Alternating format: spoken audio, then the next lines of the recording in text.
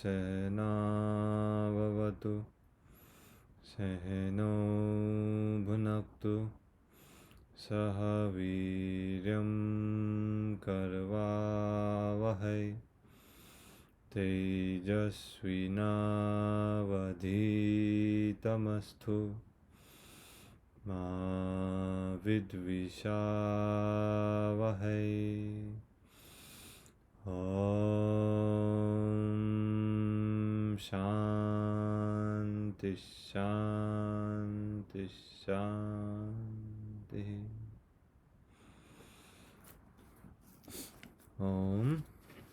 आज हाम्रो द्वितीय समोल्लासको तेस्रो कक्षा। हामीले हिजो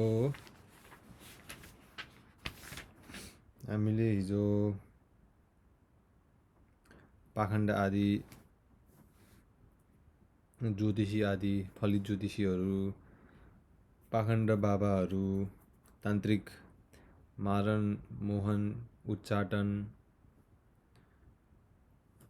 वशीकरण आदि गर्ने, लीला आदि गर्ने, देवी देवता चढ्ने भन्ने यस्तो आदि हामीले हिजो वर्णन विस्तारमा हेरिएको थियौँ हैन। शोकपत्रको बारेमा हेरिएको थियौँ।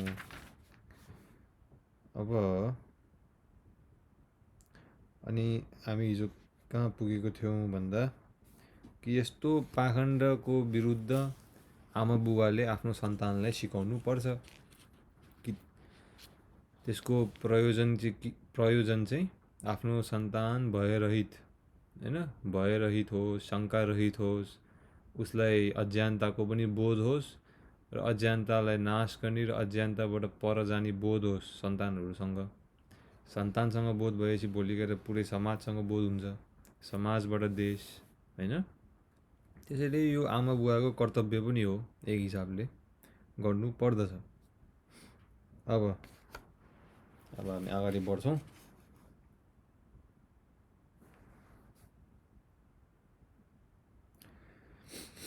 यसैले मातृमान पितृमान शब्दको ग्रहण उक्त वचनमा गरिएको हो।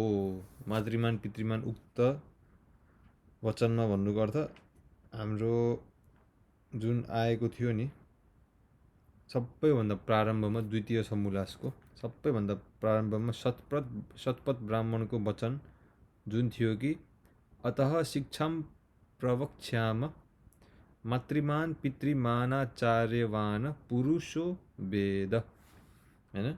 यो जुन वचन आएको थियो यसमा मातृमान पितृमान शब्दको ग्रहण उक्त वचनमा गरिएको हो। अर्थात् जन्मदेखि 5औं वर्षसम्म आमाले र 6औँदेखि 8औं वर्षसम्म पिताले बालकलाई शिक्षा प्रदान गर्नु पर्दछ।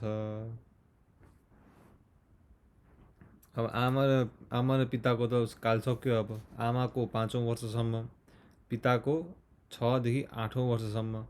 त्यसपछि हाम्रो अघिको उक्त वचनमा के थियो भन्दाखेरि आमा पिता आचार्य।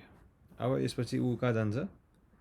मातृमान पितृमान अब आचार्यवान पुरुषो वेद। अब आचार्यकोमा जान्छ यसपछि। यहाँबाट पनि सङ्केत पाइसक्यो हामीले हैन। अर्थात् जन्मदेखि 5औं वर्षसम्म आमाले र 6औँदेखि 8औं वर्षसम्म पिताले बालकलाई शिक्षा प्रदान गर्नु पर्दछ। अनि 9औं वर्षको आरम्भमा दुईजले आफ्ना सन्तानको उपनयन गराएर शिक्षा र विद्यादान गर्ने पूर्ण विद्वान र पूर्ण विदुषी भएका केटा र केटीको छुट्टा छुट्टै आर्यकुलमा आफ्ना बालबालिकालाई पठाइदिनु पर्छ। अब यहाँ के भनिएको छ भन्दाखेरि द्विज भनेको ब्राह्मण अर्थात् द्विज भनेको जसरी दाँत पनि द्विज भनिन्छ, दाँतलाई पनि द्विज भनिन्छ किनभने यो फेरि आउँछ दाँत एकचोटि गएपछि पुनः आउँछ नि त दाँत। त्यसैले द्विज अर्को दुईचोटि जन्म लिनेलाई द्विज भनिन्छ हैन। यसमा चाहिँ यो सन्दर्भमा द्विज भन्नुको अर्थ जसले पुनर्जन्म लिएको छ, ज्ञान आध्यात्मिक ज्ञान पुरुष ज्ञानबाट आत्मा ज्ञानबाट उसले जसले लिएको छ त्यस्ताले आफ्ना सन्तानको उपनयन गराएर, उपनयन संस्कार हैन, उपनयन गराएर शिक्षा र विद्यादान गर्ने पूर्ण विद्वान हैन, यस्तो विद्वान जो पूर्णतामा ऊ विद्वान छ, शिक्षा र विद्यादान गर्नेमा ऊ पूर्णताले विद्वान र पूर्ण विदुषी। विदुषी भनेको विद्वान भनेको पुरुषलाई, विदुषी भनेको महिलालाई हैन भनिन्छ। विद्वान भन्दाखेरि केटा, विद्वान केटा, विदुषी भन्दाखेरि विद्वान केटी वा स्त्री भएका, यस्तो पूर्ण विद्वान र पूर्ण विदुषी भएका केटा चाहिँ पूर्ण विद्वानलाई दिने, केटी चाहिँ पूर्ण विदुषीलाई छुट्टै छुट्टै आर्य कुलमा, आर्य कुल भन्नुको अर्थ जहाँ आर्यहरूको कुल रहन्छ, अर्थात् गुरुकुल जस्तै गुरुकुल आफ्ना बालबालिकालाई पठाइदिनु पर्दछ। शूद्र आदि वर्णले भने उपनयन नगरिकनै विद्याभ्यास निम्ति आफ्ना सन्तानलाई गुरुकुलमा पठाइदिनु पर्छ। यहाँ चाहिँ शूद्र आदि वर्णले भने उपनयन नगरिकनै विद्या अभ्यास निम्ति आफ्ना सन्तानलाई गुरुकुलमा पठाइदिनु पर्छ है। यसमा वर्ण भन्नुको अर्थ ब्राह्मण, क्षेत्री, वैश्य र शूद्र। अनि शूद्र आदि वर्णले चाहिँ उपनयन गर्नु पर्दैन हैन, उपनयन गर्नु पर्दैन। तिनीहरूलाई चाहिँ विद्याको अभ्यास निम्ति आफ्नो सन्तानलाई गुरुकुलमा पठाइदिनुपर्छ भने चाहिँ यहाँ शूद्रहरूलाई पनि, शूद्र वैश्यहरूलाई पनि, क्षेत्रीहरूलाई पनि, ब्राह्मण हैन चारवटा भइगयो। यी चारलाई, यिनीहरूको सन्तानलाई पनि अगाडि जे विधि आएको थियो सबै पूर्णता गर्ने, अनि गरेपछि यिनीहरूले पनि हरेक वर्णकोले विद्या अभ्यास गर्नलाई आफ्नो सन्तानलाई गुरुकुलमा पठाउने। पढाउने कुरामा लाड प्यार गर्नेको भन्दा कठोर व्यवहार गर्नेको सन्तान विद्वान, सभ्य र सुशिक्षित हुन्छन्। यहाँ एउटा तितो सत्य उल्लेखित छ कि पढाउने कुरामा हैन कसैलाई लाड प्यार गर्नेको भन्दा कठोर व्यवहार गर्नेको सन्तान कस्तो हुन्छ? विद्वान, सभ्य र सुशिक्षित हुन्छन्। यस कुरामा व्याकरण महाभाष्यको प्रमाण छ। यसमा महर्षि दयानन्दले महाभाष्यको व्याकरणबाट प्रमाण पनि दिएको छ। सामृतैम पाणिभिधर्नन्ति गुरभो न विशोक्षितै लालानाश्रयिणो दोषायस्ताडनाश्रयिणो गुणा। अर्थ, सन्तान र शिष्यलाई ताडना गर्ने आमा, ताडना भनेको ताडन हैन, सन्तान र शिष्यलाई ताडना गर्ने आमा, बाबु वा आचार्यले आफ्नो सन्तान वा शिष्यलाई अमृत पिलाइरहेको हुन्छन्। ताडन भनेको कठोर हैन, ताडन भनेको कठोर, जस्तो कि के अरे दमलालाई ताडन गरिन्छ नि हैन, दमलालाई ताडन गर्नु भन्छ नि, ढोलकलाई ताडन गर्नु, यस्तै हो ताडन। सन्तान र शिष्य, सन्तान पनि अनि शिष्य, गुरुले शिष्यलाई, मातापिताले सन्तानलाई। सन्तान र शिष्यलाई ताडना गर्ने आमा, बाबु वा आचार्यले आफ्ना सन्तान वा शिष्यलाई अमृत पिलाइरहेका हुन्छन् भने लाड प्यार गर्नेहरूले विष पिलाएर नष्ट भ्रष्ट गर्दछन् हैन। यो अघिको मन्त्रको अर्थ। अनि किनभने लाड गर्नाले सन्तान वा शिष्य दुर्गुणी र ताडनाले गुणयुक्त हुन्छन्। यस्तै सन्तान वा शिष्यहरूले पनि ताडनाले प्रसन्न र लाडले अप्रसन्न हुने गर्नु पर्दछ। यहाँ सन्तान र शिष्यलाई पनि उपदेश दिएको छ कि तिनीहरूलाई यदि ताडन गर्यो भने प्रसन्न हुने, कि मलाई म प्रति कठोर हुनुमा न्युरो परेर बस्नुभन्दा पनि प्रसन्न हुने, किनभने मेरो लागि गरिरहेको छ हैन, मेरै लाभको लागि, मेरै हितको लागि मलाई ताडन गरिरहेको छन् भनेर एउटा विवेकपूर्वक प्रसन्न भएर बस्ने र यदि आमा बुवा आचार्यले लाड गरिरहेको छ, प्यार गरिरहेको छ, प्रियता धेरै देखाइरहेको छ होइन भने बुझ्ने कि अब त्यहाँबाट अप्रसन्न हुनुपर्छ ऊ भनेर यहाँ उपदेश गरिएको छ। तर आमा बुबा र अध्यापकहरूले कहिले ईर्ष्या द्वेष आदिले ताडन गर्नु हुँदैन। ताडन त गर्ने, कठोर बोल्ने, कठोर कार्य गर्ने, क्रिया गराउने, जेसुकै होस्, तर त्यसमा कहिले पनि ईर्ष्या भनेको उसको गुणहरू देखेर आफूमा द्वेष हुने वा कसैको गुणप्रति आफू त्यसमा लोभ देखाउने आदि होइन स्वार्थपनको लागि, अर्थात् जेलसी भने जस्तै। त्यसैले तर आमा बुबा र अध्यापकहरूले कहिले पनि ईर्ष्या द्वेष भनेको त रिस भएको, द्वेष भनेको रिस, द्वेष भन्नुको अर्थ आतङ्क, द्वेष भन्नाले आतङ्क रिस जनाउँछ आदिले ताडन गर्नु हुँदैन र बाहिरबाट भय देखाए तापनि भित्री मनमा कृपा दृष्टि राख्नु पर्दछ। यहाँ मूल उपदेश दिइरहेको छ कि बाहिरबाट भयरूपी भए तापनि भित्रबाट चाहिँ कृपा दृष्टि राख्नु पर्दछ। किनभने अन्तिममा गएर त्यो स्वसन्तान हो, आफ्नै सन्तान हो, अन्तिममा गएर त्यो आफ्नै शिष्यहरू हुन् होइन। बाहिरबाट जति भयरूपी देखाए पनि, बाहिरबाट जति ताडन गरे तापनि, कठोर भए तापनि भित्र चाहिँ कृपा दृष्टि गर्नुपर्छ। अनि ताडन गर्दाखेरि पनि ताडन गर्न पाइयो मैले, ताडन गर्ने त्यसको त्यो अहङ्कारले, ताडन गर्नु त्यो अभिमानले, ताडन गर्नु पाइयो भनेर जुन त्यो मिथ्या शक्ति पाइन्छ त्यहाँबाट उसले द्वेषयुक्त ईर्ष्यायुक्त गरियो भने त्यो उचित होइन भनेर महर्षि स्वामी दयानन्दले यहाँ हामीलाई भन्दै हुनुहुन्छ। त्यही भएर आमा बुवा र अध्यापकहरूले कहिले पनि ईर्ष्या द्वेष आदिले ताडन गर्नु हुँदैन। बाहिरबाट भय देखाए तापनि भित्री मनमा कृपा दृष्टि राख्नु पर्दछ। अब अन्य शिक्षाको साथै चोरी, चकारी, आलस्य, प्रमाद, मादक द्रव्य सेवन, मिथ्या भाषण, क्रूरता, ईर्ष्या, द्वेष, मोह आदि दोषहरूलाई छोड्ने र सत्य आचरणलाई ग्रहण गर्ने शिक्षा दिनु पर्दछ हैन। अन्य शिक्षाको साथै, अन्य शिक्षा अब अरू जे शिक्षाहरू छन् तिनीहरूको साथसाथै भन्नुको अर्थ यिनीहरूलाई पनि नछुटाउने। यिनीहरूलाई छुट्यायो भने पनि भोलि गएर दोष आउनु सक्छ। के हो त भन्दाखेरि चोरी, सन्तान र शिष्यलाई चोरीको बारेमा सिकाउने। चकारी भनेको अरूलाई आफ्नो स्वार्थको लागि उसको सेवा गर्ने हैन।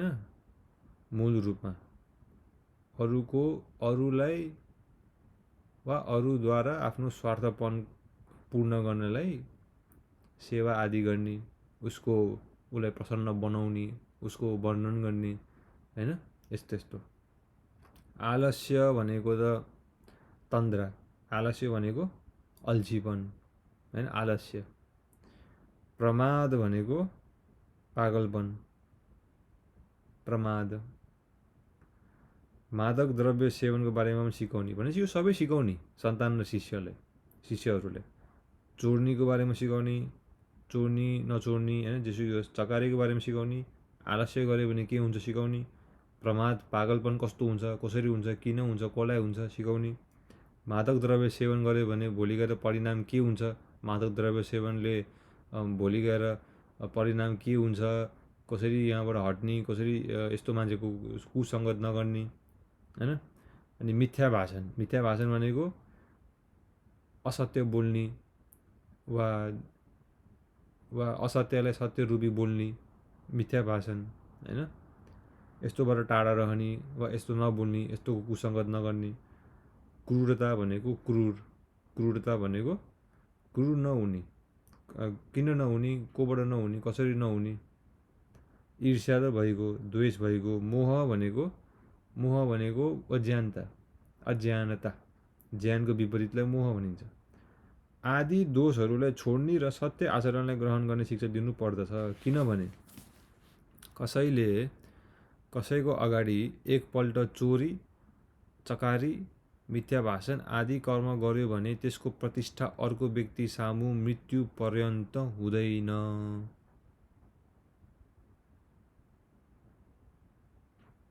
जस्तो हानि मिथ्या प्रतिज्ञा गर्नेको हुन्छन् यस्तो अरू कसैको हुँदैन। यसैले जोसँग यस्तो प्रतिज्ञा गरिन्छ त्यस्तै पुरा पनि गर्नु पर्दछ। हैन, के भन्यो भन्दाखेरि किन सिकाउने त भन्दाखेरि किनभने कसैले कसैको अगाडि एकपल्ट चोर्यो भने, एकपल्ट पनि चकारी गर्यो भने, एकपल्ट उसले मिथ्या भाषण आदि कर्म गर्यो भने त्यसको प्रतिष्ठा अर्को व्यक्ति सामु मृत्यु पर्यन्त हुँदैन।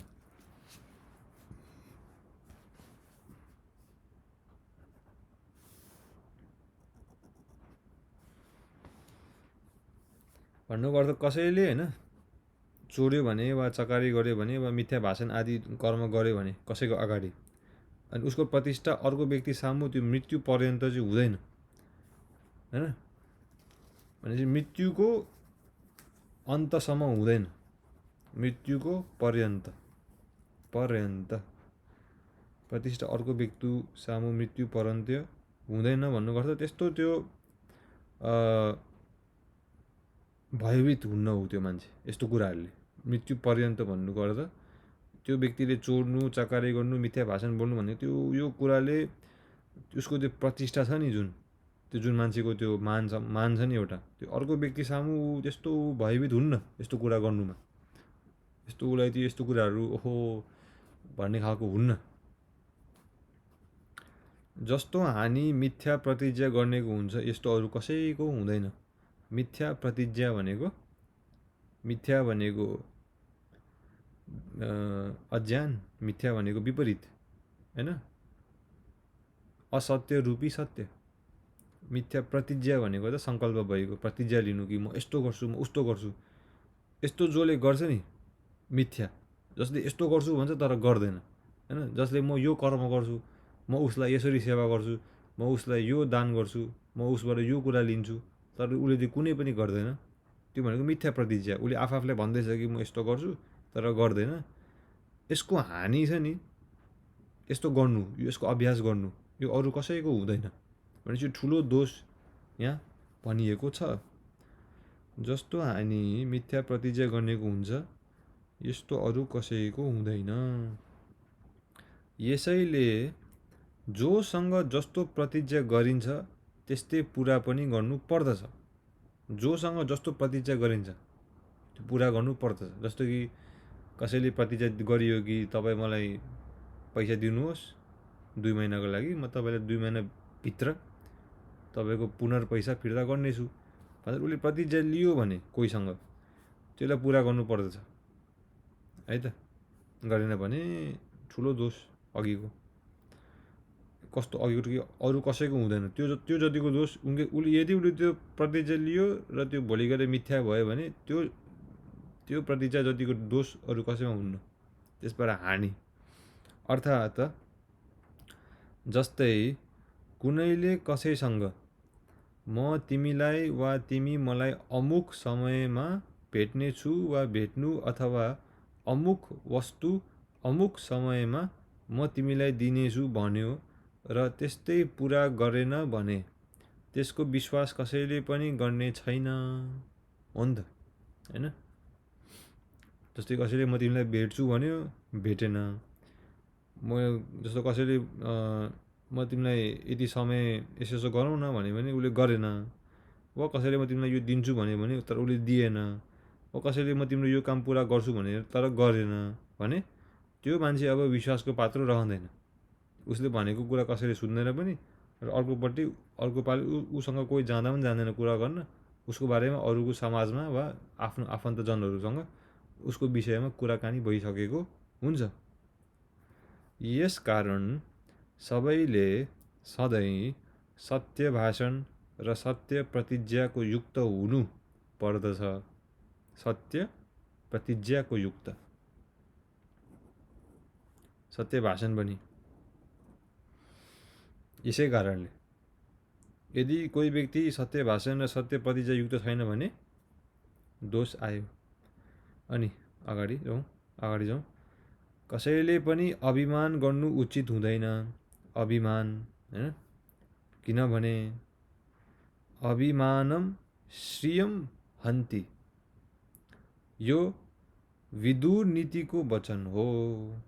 विदुर नीति भनेको महाभारतको विदुर, हैन? महाभारतको विदुर, उसले लेखेको ग्रन्थलाई विदुर नीति भनिन्छ भनेर मैले बुझेको छु है। अभिमान अर्थात् अहङ्कार सबै शोभा र लक्ष्मी नाश गर्ने हुनाले अभिमान गर्नु हुँदैन।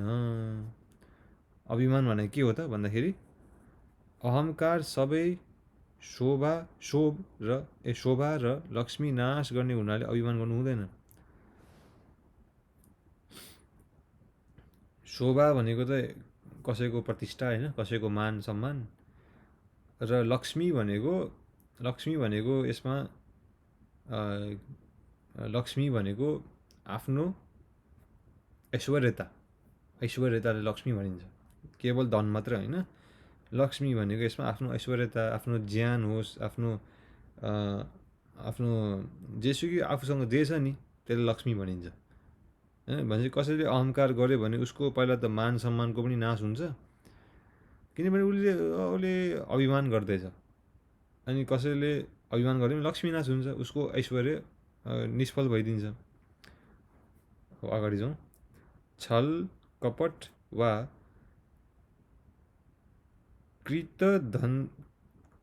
कृतधनन्ताले आफ्नै हृदय दुखित हुन्छ भने अरूको बारेमा के भन्नु, हैन?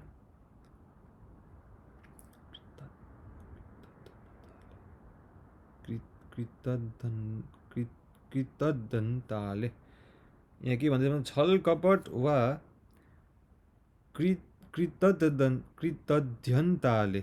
कृतध्यन्ताले आफ्नै हृदय दुखित हुन्छ भने अरूको बारेमा के भन्नु। कसैले छल कपट वा कृतध्यन्ता भनेको केही काम गर्नु, हैन? यस्तै लाग्यो मलाई, केही काम तर विपरीत काम भनौँ न। छल कपट वा कृतध्यन्ताले, यो शब्द म हेर्छु है त के रहेछ, मलाई थाहा छैन यो, हैन? यसको बारेमा म पछि हेर्छु। यो गऱ्यो भने आफ्नै हृदय दुखित हुन्छ भनेपछि अरूको त के भन्ने। जस्तो कि मैले कसैलाई छले, हैन? मैले कसैलाई छल कपटद्वारा मैले उसलाई केही गरेँ भने यदि भित्र आत्माले कराउँछ नि मलाई, हैन? ओहो यस्तो त मैले गर्नुहुन्न नि, यस्तो त मैले किन गरिरहेको छु, यसलाई मैले यो गरेँ भने नराम्रो हुन्छ, हैन? यसलाई भोलि गएर हानि हुनसक्छ म जे काम गर्दैछु नि। जस्तो कि मलाई थाहा छ कि म यसको पैसा लियो भने मैले यसको पैसा म फिर्ता गर्दिनँ, मलाई मनमा नै मलाई शोक हुन्छ। भनेपछि आफ्नै मनमा त म यस्तो दुखी हुन्छु भने अरूको बारेमा त के भन्नु भनेर यहाँ भन्दैछ। अब भित्र र बाहिर अर्कालाई मोह वा भ्रममा पारेर अर्कालाई हुने हानिप्रति ध्यान नदिई आफ्नै स्वार्थ सिद्ध गर्नु छल वा कपट भनिन्छ। यहाँ छल र कपटको व्याख्या गरियो, हैन? के शब्द भन्दाखेरि भित्र र बाहिर अर्कालाई मोह वा भ्रममा पारेर भन्नुको अर्थ उसले भित्रबाट पनि मानसिक स्तरमा, उसको विचारको स्तरमा पनि उसलाई अब भ्रमित पारिएको छ मोहले अनि अज्ञानताले। फलानु तिमीलाई यो भन्यो, फलानुले तिमीलाई यो गर्यो भने तिमीलाई यो गर्छु भनेको छ, हैन? यस्तो कुराहरूले उसलाई भित्रबाट उसलाई क्षोभित गरिदियो। अनि बाहिरबाट पनि उसलाई अब केही कार्यगत उसलाई मोहित पार्यो, उसलाई एउटा भ्रममा पारियो, हैन? अनि अर्कालाई हुने हानिप्रति ध्यान नदिई आफ्नै स्वार्थ सिद्ध गर्नुलाई छल कपट भनिन्छ। अनि उसलाई हुने जुन हानि हुन्छ नि केही हामीले जे गरेर त्यसमा ध्यान नदिइकन तिमी उसलाई यदि पैसा देऊ, ऊ मेरो चिन्ने मान्छे हो, देऊ उसलाई भनेर छोडिदिने। अब उसले दियो, भोलि गएर उसलाई पैसा त फिर्ता आएन भने उसलाई हानि हुन्छ नि त। यस्तो बारेमा नसोच्ने भनौँ न, यस्तै यस्तै कुराहरू चाहिँ अरूले हानि हुने कुरा नसोच्ने। किन भन्दाखेरि आफ्नै स्वार्थको लागि भने त्यसलाई छल वा कपट भनिन्छ। अब कसैले गरेको उपकारलाई नमान्नु, यहाँ रहेछ नि त, कृत कृत कृत कृतधन्ता कृतधन्ता कृतध्यन्ता कृतध्यन्ता भने यहाँ कृतध्यन्ताको अर्थ यहाँ आइरहेको रहेछ। अघि यहाँ रहेछ के छ भन्दाखेरि छल वा कपट त भयो नि त। कृतध्यन्ता भनेको चाहिँ कसैले गरेको उपकारलाई नमान्नुलाई कृतध्यन्ता भनिन्छ। यो पनि एउटा ठुलो विशेष कुरा यहाँ लेखिएको छ है त। कृतध्यन्ता भनेको कसैले गरेको उपकारलाई नमान्नु। मानौँ कसैले धन दियो, कसैले कसैलाई केही कुराको दान गरियो। दान जेमा पनि हुनसक्छ। दान भनेको धन पनि हुनसक्छ, ज्यानको दान पनि हुनसक्छ, आफ्नो स्वाभिमानको दान हुनसक्छ, आफूले केही समाजलाई केही सेवा गरेको दान हुनसक्छ। जे पनि दान भनेको जे पनि हो, जे दिइन्छ त्यसलाई दान भनिन्छ। यो जसले गर्छ नि यस्तो उपकार, त्यसलाई नै नमान्ने होइन। जस्तै कसैले कसैलाई पैसा दियो, कसैले कसैलाई भोजन खायो अनि ल त्यसलाई नमान्ने, यो पनि ठुलो एउटा, यो पनि के अरे के भन्दै थियौँ हामी, यो पनि एउटा ठुलो दोष हो। अनि अर्को क्रोध आदि, यसलाई के भनिन्छ अरे, कृतध्यन्ता। अब क्रोध आदि दोष र कटु वचनलाई छोडेर मधुर वचन बोल्ने र धेरै बोल्ने नगर्ने बानी बसाल्नु पर्दछ।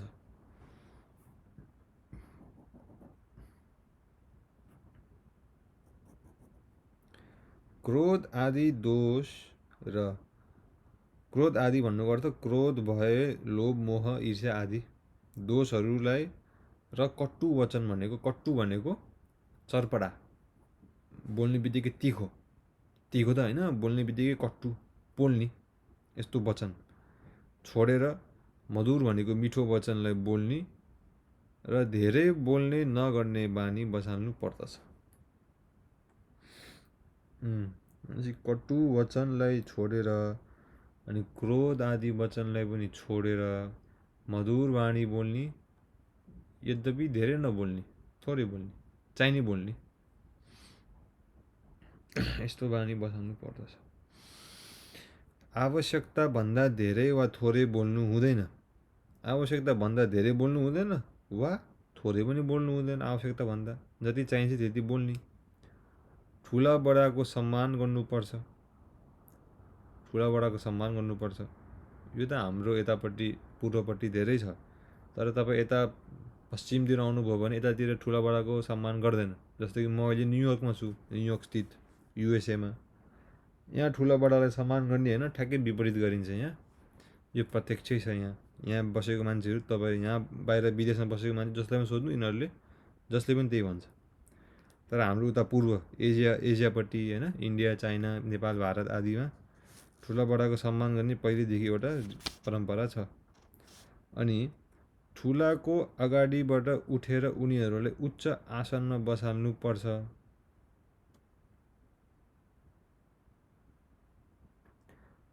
आफ्नो अगाडि कोही ठुलो मान्छे छ भने तिनीहरूको अगाडि उठ्ने, उनीहरूलाई उच्च आसनमा हामीले राख्नुपर्छ, उनीहरूलाई बसाल्ने, बस्नुहोस् भनेर।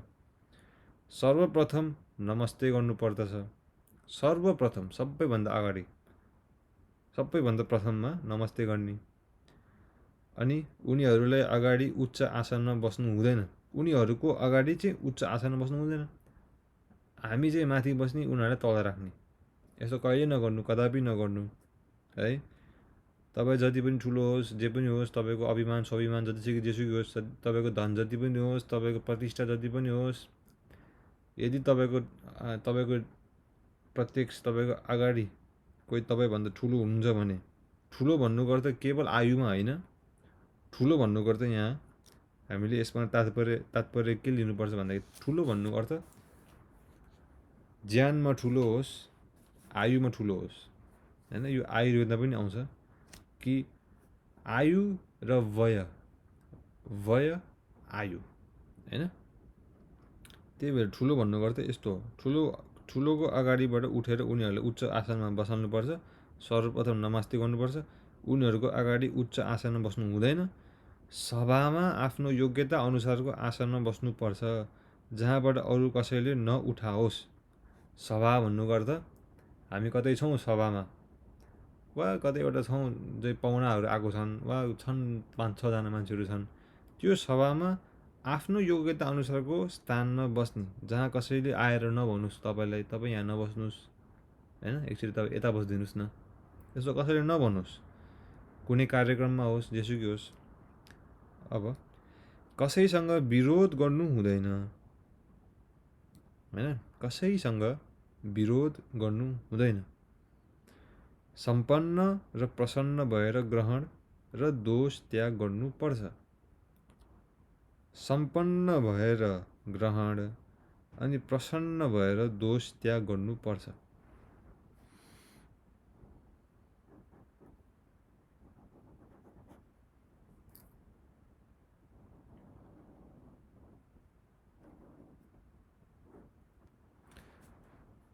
सज्जन गुणको सङ्गत र दुष्टहरूको त्याग गर्नुपर्छ। आफ्ना आमा बुबा र गुरुको तन मन र धन आदि उत्तम पदार्थहरूद्वारा प्रीतिपूर्वक सेवा गर्नुपर्छ। आफ्नो आमा बुबा र गुरुको तन मन र धन आदि उत्तम पदार्थहरूद्वारा प्रीतिपूर्वक सेवा गर्नुपर्छ। ल यो हाम्रो यहाँसम्म सक्यो। अब यान्यस्माकं असुचरितानि तानि त्वयोपास्यानि इतराणि। यो तैत्तिरीय उपनिषद्को वचन हो। यसको अभिप्राय आमा बुबा र गुरुले आफ्ना सन्तान र शिष्यहरूलाई सत्य सत्य उपदेश गर्नुको साथै हामीमा भएका धर्मयुक्त कर्मलाई ग्रहण, दुष्ट कर्मलाई परित्याग गर्ने गर भन्ने समेत उपदेश गर्नु पर्छ।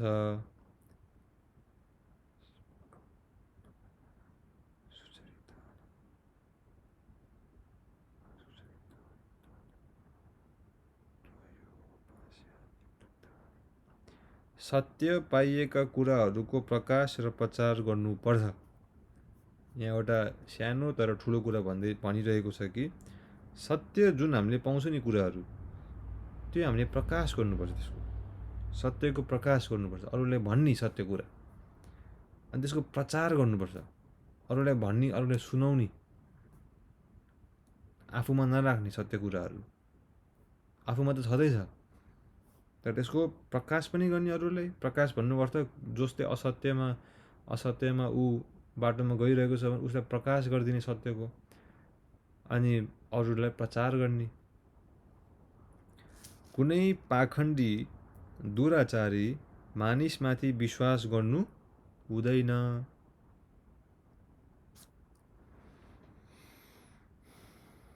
कुनै पाखण्डी भनेको त वेद विरुद्ध, दुराचारी भनेको जसको नराम्रो आचरण छ, नराम्रो व्यवहार, यस्तो मानिसमाथि विश्वास गर्नु हुँदैन। जो वेद विरुद्ध कार्य वचन आदि गर्छ नि, त्यसको विश्वास नगर्नु। वेदको विरुद्ध गर्नेहरू, अनि जसको दुराचार छ यस्तो पनि नगर्नु, विश्वासै नगर्ने। तिनीहरू जति जेसुकै भनोस्, जेसुकै गरोस्।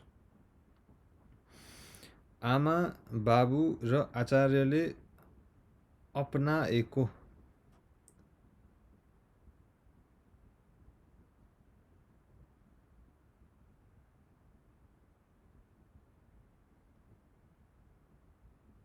हैन, अराएको, अपनाएको होइन, अराएको। आमा बाबु र आचार्यले अराएका समस्त उत्तम कर्महरूको यथेष्ट पालन गर्नुपर्छ। भने आमा बाबु र आचार्यले जे अराउँछ नि गर्नलाई, जे होइन, जे होइन, यहाँ के लेखेको छ, आमा बाबु र आचार्यले अराएको समस्त उत्तम कर्महरूको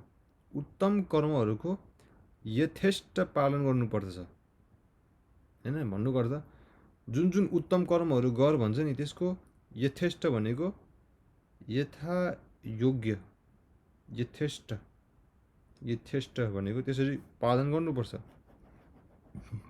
यदि आमा बुवा आचार्यले कोही प्राणीको हत्या गर भनेर नि आमा बुवा र आचार्य हो भन्दैमा त्यसलाई पालन गर्ने त भन्दाखेरि यहाँ निषेध गरिएको छ। भनिएको छ कि समस्त उत्तम कर्महरूको यथेष्ट पालन गर्नु। अनि यसको आधार के हो त? कस्तो आज्ञालाई पालन गर्ने भन्दाखेरि जुन कुरा वेदमा छ, जुन कुरामा धर्मस्थ छ, धर्म अनुगत छन् तिनीहरूलाई पालन गर्ने। जुन छैनन्, आमा नै किन नहोस्, पिता नै किन नहोस्, आचार्य नै किन नहोस्, नसुन्ने, पालन गर्नु पर्दैन भनेर यहाँबाट हामीले अभिप्राय निकाल्न सक्छौँ। महर्षि दयानन्दले भन्दैछ हामीलाई, भन्दै हुनुहुन्छ। जस्तै आमा बाबुले कण्ठस्थ गराएका धर्म, विद्या, राम्रा आचरण सम्बन्धी श्लोकहरू निघण्टु, निरुक्त, अष्टाध्यायी, वेद मन्त्र वा अन्य सूत्रहरू पुनः विद्यार्थीहरूलाई अर्थ ज्ञान गराउनु पर्छ। अब यहाँ भनिएको छ कि आमा बाबुले कण्ठस्थ गराएको, कण्ठस्थ भनेको आमा बाबुले सन्तान वा शिष्यहरूलाई कण्ठस्थ गराएको जुन धर्म छ, जुन विद्या छ, जुन राम्रो आचरण सम्बन्धी जुन श्लोकहरू हुन्छन् होइन, यस्तो गर बाबु, यस्तो ठुलो मान्छे भेट्यो भने तिनीहरूलाई सम्मान गर, यो श्लोक भयो एउटा। यस्तो श्लोकहरू निघण्टु, निध्यण्टु, निरुक्त, अष्टाध्यायी यिनीहरू ग्रन्थहरू हुन् होइन। निध्यण्टु ग्रन्थ, निरुक्त, अष्टाध्यायी, वेद मन्त्र वा अन्य सूत्रहरू पुनः विद्यार्थीहरूलाई अर्थ ज्ञान गराउनु पर्छ। श्लोक मात्र नभन्ने, विद्या मात्र नदिने, शिक्षा मात्र नगराउने, तिनीहरू अर्थसहित गराउने सबैमा। यो श्लोकहरूको अर्थ पनि यो है बाबु भनेर। प्रथम सम्मुलासमा व्याख्या गरिए अनुरूप परमेश्वरलाई मान्नु र त्यसको उपासना गर्नुपर्छ। प्रथम सम्मुलास हामीले हेरिहाल्यौँ, त्यसमा परमात्माको महर्षि दयानन्दले 100 नाम दिएका थिए होइन। परमात्माको नाम त असङ्ख्यित छ, तर 100 थियो। अनि परमेश्वरको त्यही 100 नाम अनुरूप मान्नु र त्यसको उपासना गर्नुपर्छ। उपासना भनेको उपासक, जसले उपासक गर्छ त्यसलाई उपासना भन्छ होइन। अनि आरोग्य, विद्या र बल प्राप्त हुने किसिमका खान भनेको खाना भएको अन्न ठोस, पान भनेको पिउने, पहिरन भनेको लगाउने र व्यवहार गराउनु पर्छ आमा बुवाहरूले वा आचार्यहरूले बच्चालाई। अर्थात् जति भोग छ त्योभन्दा केही कम खाने गर्नुपर्छ होइन। अर्थात् जति भोग छ नि त्योभन्दा अलिकति केही कम खाने गर्नुपर्छ।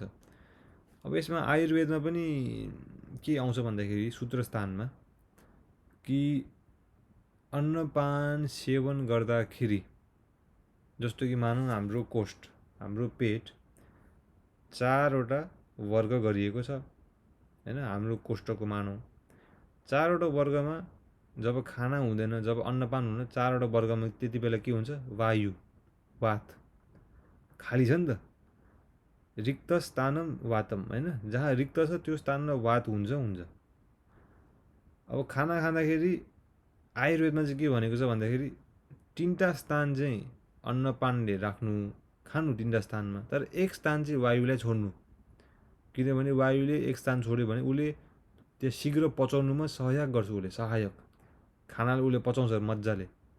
तर यदि हामीले 4 वर्गबाट 4टै स्थानमा हामीले अन्नपानले भर्यो भने पेट पनि भारी हुन्छ, पेट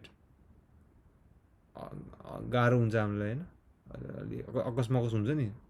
त्यसैले यहाँ महर्षि दयानन्दले आयुर्वेद अनुसार विधि उल्लेख गरिएका छन् कि भोग लागेमा अलि थोरै खाने, त्योभन्दा पनि भोग लागे त खाने तर अलि छोडेर खाने।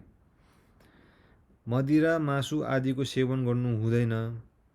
थाहा नपाइएको गहिरो पानीमा बस्नु हुँदैन। अब यहाँ प्रायः जस्तो यहाँ आयुर्वेदकै आइरहेको रहेछ, मैले यसो बुझेअनुसार चाहिँ होइन। थाहा नपाइएको गहिरो पानीमा बस्नु हुँदैन। यदि हामीलाई थाहै छैन यो पानी, यो ताल, यो नदी कति गहिरो छ, नपस्ने। नजानी त्यसमा प्रयासै नगर्नु। किनभने जल जन्तु वा कुनै अन्य पदार्थबाट दुःख र पौड्न नजान्ने भए डुब्ने समेत सम्भावना हुन्छ, हैन।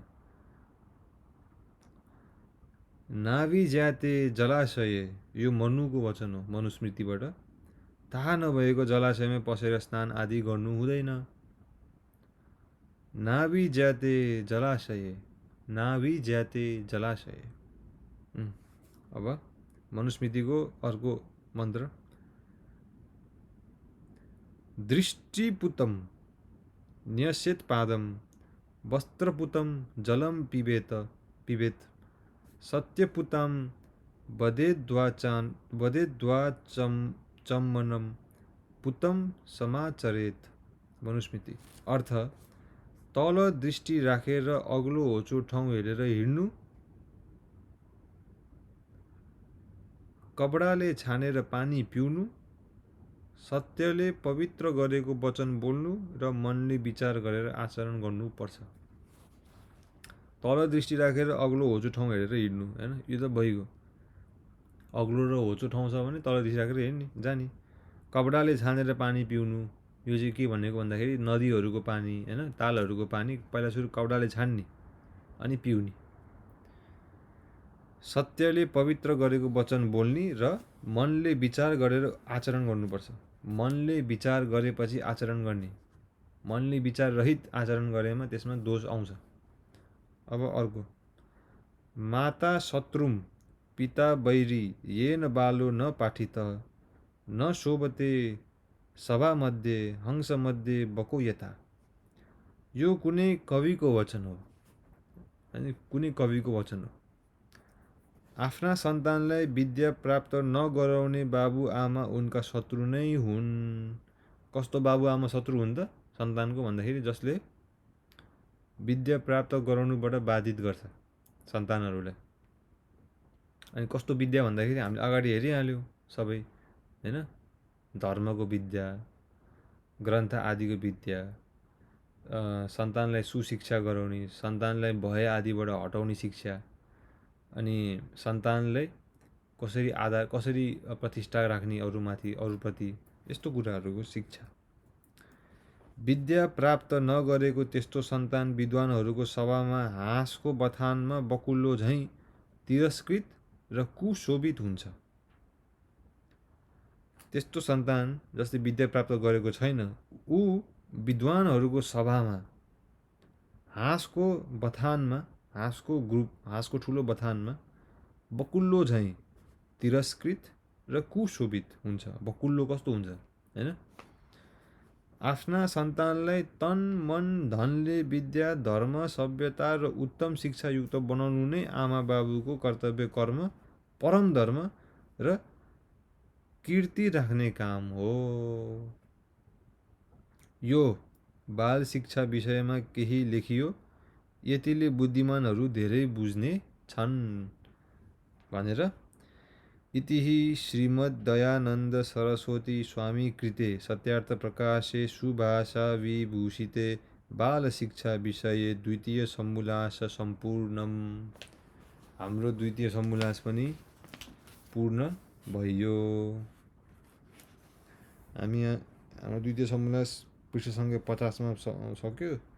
अब अर्को कक्षामा हामी तृतीय सम्मुलास प्रारम्भ गर्ने छौँ। तृतीय सम्मुलासमा पढ्ने र पढाउने को प्रकारहरूको बारेमा लेखिन्छ।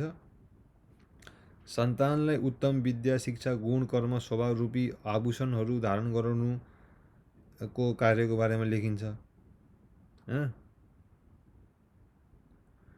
अनि यसमा हामीले अब अर्को कक्षामा हेर्नेछौँ कि यो तृतीय सम्मुलासमा, अब हाम्रो द्वितीय सम्मुलासमा हामीले हेरिहाल्यो, हैन। अब तृतीय सम्मुलासमा अरू के आउँछ भन्दाखेरि ब्रह्मचारीहरूलाई उपदेश, ब्रह्मचारीले गर्नुपर्ने कुराहरू, यज्ञ आदि गर्ने कुराहरू, अनि ग्रन्थहरूको प्रमाणिकता र अप्रमाणिकता, स्त्री र शूद्रको अध्ययनको विधि। भनेर यो अब हामी अर्को कक्षामा हेर्नेछौँ। ओम